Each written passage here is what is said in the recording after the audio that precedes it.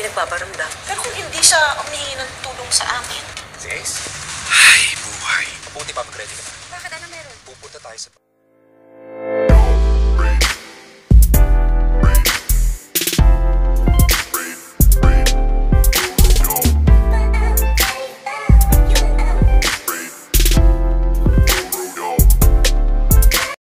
Mabuti pa, mag-ready ka na. Bakit? Ano meron? Pupunta tayo sa bahay ni Lino. Ibibigay si CJ ka, ano mangyari? Aling Dolor, Lino, may nagre-reklamo po sa inyo. Sino?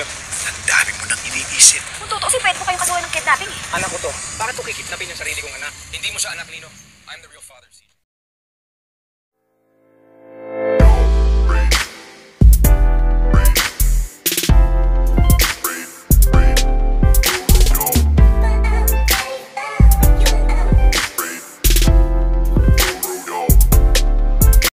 I'm the real father, CJ.